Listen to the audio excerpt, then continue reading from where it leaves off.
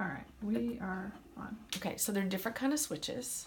There's switches that you can actually set up your iPad to recognize your face and head.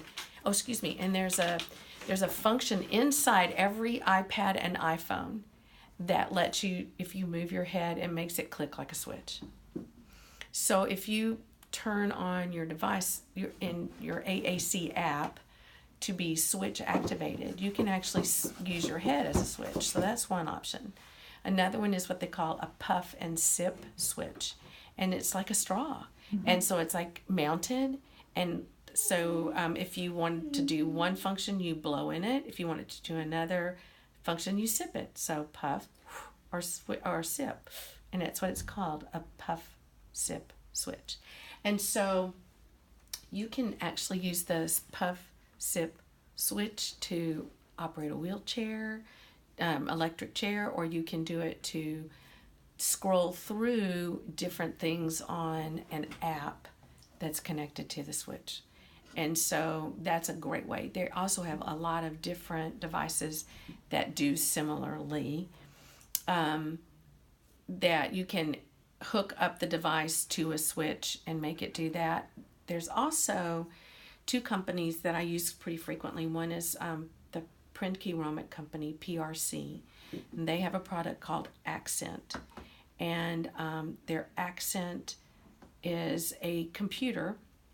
It's a touch tablet kind of a computer, but it's a full functioning computer, and it lets you use your eyes. So you can eye gaze to pick what you want, and you can turn on the microphone and dictate by using your eye to turn it on, and then you can dictate it in. You can do all the environmental controls. You can turn on your TV, you can change your channels, you can call someone on the phone, you can send a text, you can send Twitter, you can do Facebook, send emails, search the web, all of that. And you have the choice of going between using your eye gaze to select, or picking the microphone and having it type the command. And so, so you can turn it on with your eyes. So you don't have to have somebody come in and fix it so that it's already audibly ready. You can turn it on this other way. So that becomes really important.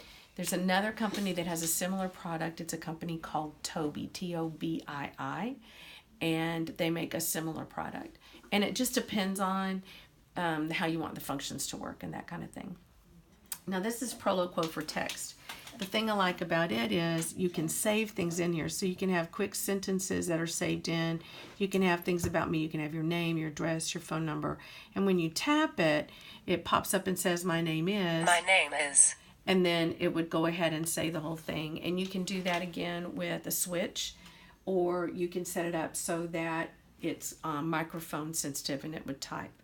But another thing that's really cool about this is up here in the upper left-hand corner, and if you had it on a switch, it would scan, and it would go and it would say send, then it would say my name is, and then it would go literally block by block by block on everything on here.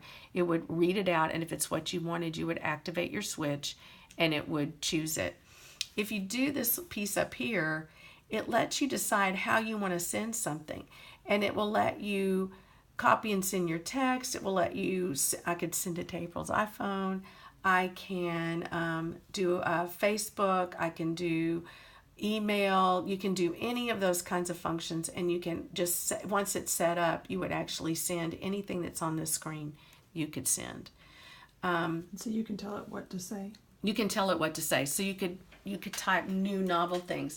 Yes, my love. The other thing, though, that I like about this one, having phrases and things that are ready, is to be able to have conversations.